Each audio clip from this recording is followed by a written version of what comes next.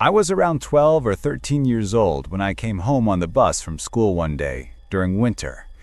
I came up to our door and noticed that it was open slightly. I decided not to think anything of it, as we lived in a quite rural area and my family never really locked our doors. I went inside and shut it behind me. Then I did something in the kitchen really quick and started walking to the bathroom. As I made my way through our hallway, I walked past the door to our basement when I swear to God I heard what I thought were footsteps coming up from below. The broad, flat tapping on wooden steps. The lights to the basement and the rest of the house were all off, so it was rather pitch black when I glimpsed down the stairway, hearing the noise. It was almost instant how I reacted, determining that the sound was much too loud to be one of our cats and that the front door had been open when I first walked in and that no one else was supposed to be home. My heart stopped, thinking that I was about to see a figure walking up the stairs, the doorway of which I was standing under. I immediately flung myself into the bathroom, which was just across the narrow hallway, and slammed the door shut and locked it. I began silently freaking out, believing that a stranger was in the house and that I was alone.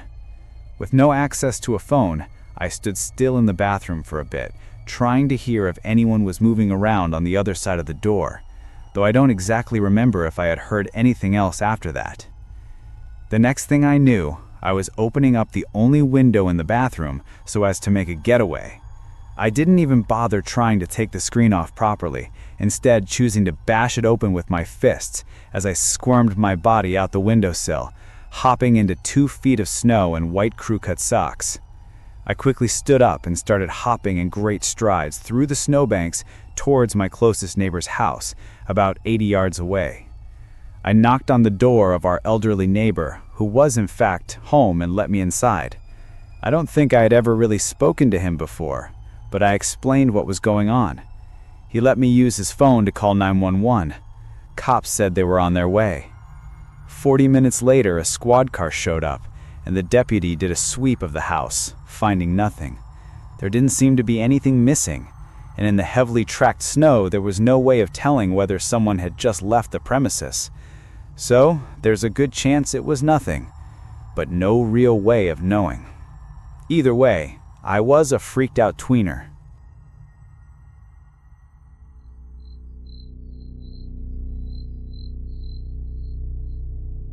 I'm a night walker, especially in the summer. I had recently moved to a new city, into what I was told was one of the safest neighborhoods. I began my nightly walking routine, leaving around 11 p.m. and usually getting home around 2 a.m. One night, I chose to leave earlier, at 10 p.m. I was on my usual, predetermined safe route for a solo female when I noticed a black pickup truck drive past me. I thought very little of it, but as always, I kept a mental note of the vehicle and a vague idea of its license plate, just for safety. About 30 minutes later, I noticed the same truck, driving in the same direction, go past me again, just a little slower this time. I thought, oh, maybe just a coincidence. That was my first mistake. I kept walking. In my pocket, I gripped the plastic knuckles on my keychain and unlocked my bear spray. Subscribe. I turned a corner. The black truck was now driving in my direction. He drove slower again, then sped up after passing me. Maybe he's just looking for a house, I thought. I picked up my pace, and then from behind me, I heard its familiar engine. He'd pulled a U-turn and was coming from behind now. He slowed down next to me, then sped away again, turning a corner and disappearing. I started to panic. I began speed walking, texting my friends the plate number, turning on my location sharing, and grabbing my weaponized keychain. There he was again, coming in my direction. He had pulled yet another U-turn. He slowed down next to me, then sped off again. I turned around and started jogging in the direction from which I came, freaking out. Then, there he was again, in front of me, pulling over. My phone has a quick dial for emergencies. I called. The man was opening his truck door, the engine still running. Police, please, I called the 911 operator. Someone is following me. I'm alone. Please help. He's getting out of his truck right now. He circled me for an hour. The man stepped out of his vehicle. I was running. I flashed my phone at him, 911 visible on my screen. He jumped quickly back into his truck and sped off. I was panicking, running, crying, and the operator was urging me to get to a public place. There was an empty dog park across from me. I ran to it and spotted a woman. I ran to her. She was just leaving a neighbor's house and quickly brought me to hers. And then there was the truck again. He had pulled another U-turn and was coming down the street where she lived. She quickly pulled me into her yard, and the truck was gone. Police didn't arrive for 23 minutes. When I got a ride home, the officer told me I was paranoid, and he was probably just looking for a house. The operator had failed to communicate that he had been actively circling and slowing down beside me for the better part of an hour. Over the next 4 or 5 months, this truck would spot and follow me, never to the same extent, only passing me no more than 3 times, but always circling. 2 more women put in reports about this man. I put in 2 more reports myself. 2 men from the neighborhood with trucks began patrolling and chasing him out anytime he was reported in the local online groups. He was reported idling in front of several people's houses for hours. The last day I saw him, he was parked in front of my house, truck running, watching me. I stood there and stared at him, never wavering. I never saw him again. My roommate at the time, to this day, thinks I'm insane and that none of this happened.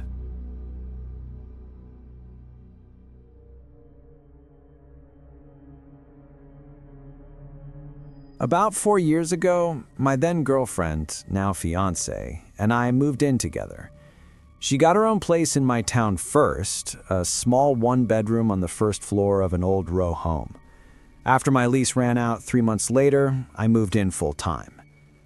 After the first few weeks, I noticed that the apartment seemed to have its own personality. There were random cold spots in corners with no draft and weird electrical issues.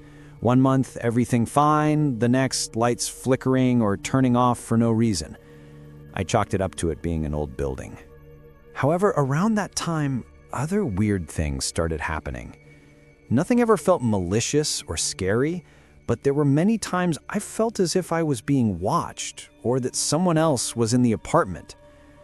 It's that weird feeling of another person's presence.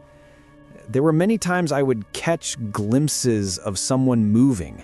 Not a ghost, not a person, just something my peripheral vision caught as movement. For example, one time I was cleaning dishes in the kitchen. The living room door is right to the left of the sink.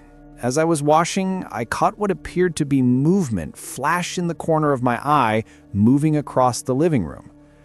I then felt the presence of someone so strong that I stopped what I was doing and checked the bedroom to see if my fiancé had come home early. Nope.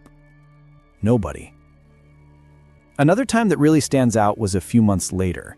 Since we were on the first floor, we had access to the basement. I set up a small workspace down there. This one night after work, I went down to tinker with a shelf I was building. When we went to bed, I could see the light from my workbench through a crack in the floorboards. I'd forgotten to turn it off. So I got out of bed, went downstairs, and turned off the light. Subscribe. As I started to walk back up the steps from the now dark basement, I got a very intense feeling in my mind to leave. At the same time, I got the heebie-jeebies. I got out of the basement and went back to bed. My fiancé asked me, "What was that yell for?" I had no idea what she was talking about. I hadn't said a word. She said that as I was coming up the stairs, she heard me scream loudly. These things continued. My fiancé noticed them too. After the screaming incident, we decided to do some research since our row home was literally right next to an old graveyard from the 1700s, filled with the graves of dead babies.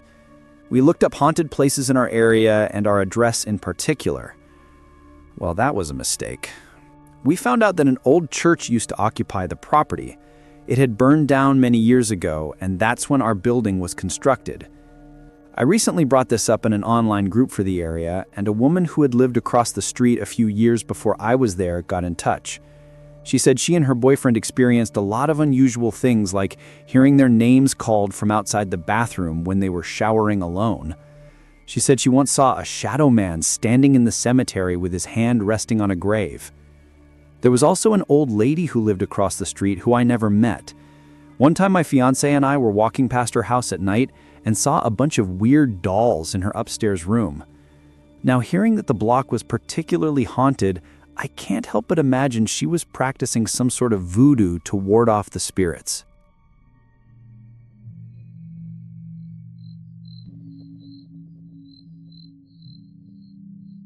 A friend's dad told me this story from years ago, before my friend was even born. He and 4 of his friends decided to go camping in a national park known for its giant trees. They were known psychonauts, and each of them took a couple of tabs of acid that night. If you don't know about these trees, they're massive, hundreds of feet tall, thousands of years old, with huge root systems connecting them. He and his group set up camp inside a hollowed-out fallen tree that the park rangers maintained to be somewhat nice.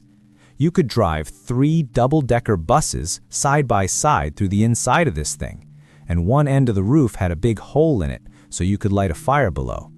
They lit a fire, took the acid, and started stargazing through the hole above them in this massive tree they started calling their home tree. Soon, he and one of the women in the group got into a massive looping argument, rehashing the same points over and over about how they should spend their trip time. She thought they should venture out and explore the area, even though it was pitch black outside and they only had one flashlight. His personal rule, especially in that state of mind, was safety first. He argued that there was enough nature and stars right where they were, and that going out just wasn't safe in the dark. After more acid-fueled arguing, he sat down on a log and sarcastically announced that he was just going to be a boring safety square and stay inside. She retorted with something that no one could hear, as nature itself decided to settle the quarrel once and for all. Unbeknownst to them, a 2,000-year-old tree took its last breath and toppled forward, falling down a hill whose base was literally 200 feet away from them. With a deafening noise that is completely indescribable, the tree fell some 800 feet down the nearby hill, dragging 83 smaller trees with it. Everyone panicked immediately. After peering into the blackness outside and seeing absolutely no sign of what had happened, the group decided staying put was the best idea. There was only the sound as evidence that anything had even occurred. Subscribe. The rest of the night was spent theorizing what could have possibly made that noise. One member thought an 18-wheeler must have launched off the highway and crashed through the forest. Another thought giant fighting robots were engaged in a glorious battle nearby. The woman who had wanted to explore thought a foreign country was invading and the noise was a bombing run, or maybe one of their planes had been shot down. After much more deliberation, the group eventually tired out and went to sleep. My friend's dad was awoken by what he specifically described as the sound of 100 chainsaws. He didn't know how the first one hadn't woken him, but when he peered outside, the sight of the carnage hit him full on.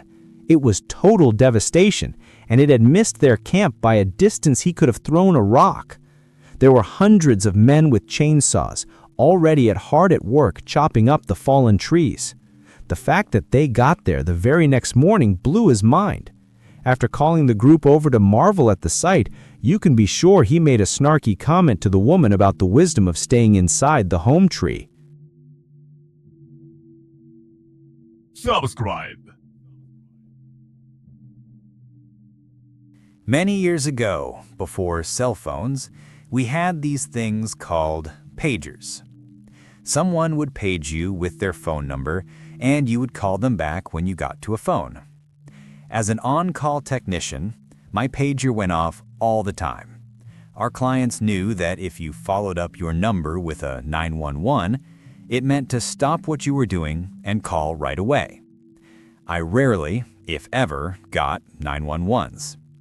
One afternoon, I was traveling on a major interstate when my pager went off with a number I didn't recognize, followed by the 911. I found the first exit and pulled into a little truck stop looking place to use their payphone. This took maybe 3 minutes, tops. I walked in, asked for some change, and headed to the wall where there were 4 payphones. I put my quarter in and dialed the number from my pager. It rang and rang and rang. I was thinking, who would page me with a 911 and not answer their phone? It was just about then that I noticed another ringing sound in addition to the one in my ear. I pulled the handset away and realized that 2 phones over, another payphone was ringing with an incoming call. I hung up my phone, and the ringing on the other one stopped. I walked a few paces over, picked up its handset, and looked at the phone number printed above the buttons. I looked at the number on my pager, then back at the phone. Except for the 911, they were identical. I kind of lost my breath for a second, and then went over to the girl at the counter and asked if she saw anyone use that payphone. She said I was the only person in the store in the last hour.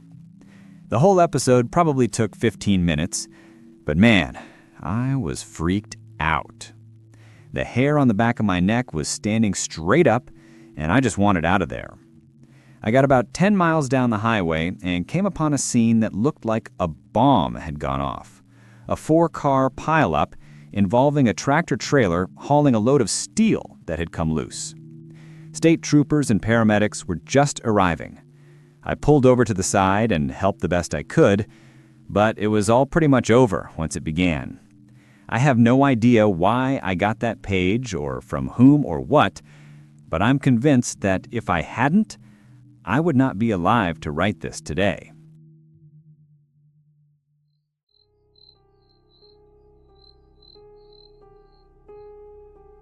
Most people don't believe me when I tell them I have a job where I work from home. In my area, people mostly work with cars or in the medical industry. I was able to land a decent-paying job that let me work from my home office. It definitely has its struggles, but it's the best opportunity available to me. It's also very easy to get distracted, and my biggest problem has to do with the house itself. It's kind of creepy. It's a really old Victorian from the mid-1800s. A family friend sold it to me for a very fair price. I was super excited because it meant I got a nice big house to live in with my girlfriend. But the house's age meant it was going to be scary at times. I'd hear it settling or making noises I couldn't explain. I've had quite a few instances where I'd be sitting down working, and then out of nowhere I'd hear a noise I just couldn't rationalize. I started using background noise to drown out the disturbances. I tried those quiet instrumental videos online, but they didn't work. Then I started watching documentaries. It was fun, and when work picked up again, I just instinctively turned one on. It was better than ambient noise and actually helped distract me from the sounds of the house. Well, it had been about 2 weeks of me watching documentaries while I worked when one Friday morning, I heard an abrupt banging noise coming from upstairs. I hadn't been distracted by any noises for a while, so the fact that I noticed this one meant it was probably serious. My fight or flight kicked in. I keep a knife next to me when I work, so I grabbed it and ran upstairs. The banging had stopped. I stood there for a few moments, and then I heard it again, right on the other side of my door. I braced myself, expecting some kind of animal, and opened my door to see that the screen door hadn't been properly closed. My girlfriend didn't close it all the way when she left for work, and it was pretty windy that day, so it was just banging back and forth. This was a breaking point. I didn't want to live in constant paranoia. We live in a safe area, and I had run around my house with a knife way too many times. I felt stupid. I decided I was no longer going to assume someone was breaking in. I put the knife in my dresser and decided to just be into my work, except for my documentary, of course. So there I was the next Wednesday, sitting in my office doing exactly what I had set out to do. I was working, ignoring the noises, and listening to a documentary. Subscribe. I remember the exact part I was on when I heard it. The sound was the loudest I had heard in the house up to that point. At first, I reassured myself that it was nothing and that I needed to fight this paranoia, but the sound continued and I couldn't take my mind off it. After about 5 minutes of listening to what sounded like rummaging and walking, I went upstairs to check, with no weapon on me, expecting a reasonable explanation. When I got to my kitchen, I saw that the front door was wide open, the cabinets were all open, and a strange man was rummaging through my stuff. I noticed after the fact that he had been eating something. I remember screaming at him, something to the effect of, "What are you doing in my house?" He just ran off without a single word. He took a loaf of bread with him, but I don't think he took anything else. I reasoned that he must have been a homeless man. This was the worst thing that could have happened. On some instinctual level, it proved all my worst fears right. There was danger in my house, and of course, it was the one time I didn't have my knife. I lucked out that he didn't try to hurt me, but it's still horrifying to see. I just work at a local coffee shop now. It's honestly my only way to stay sane.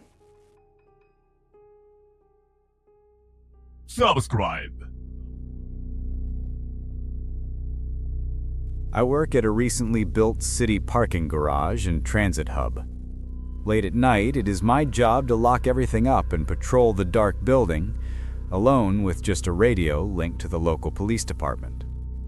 It's a very simple procedure. 10 minutes to lock up, with 15-minute walkthroughs every hour.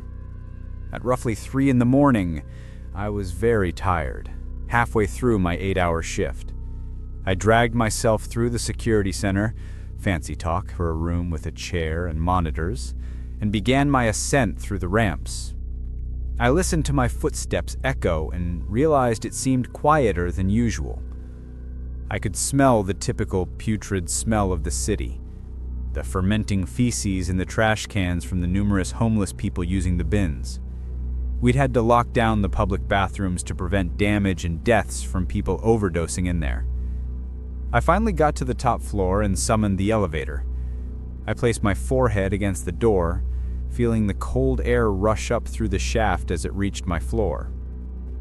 I stepped in, rode it to the ground floor, and continued back to the office.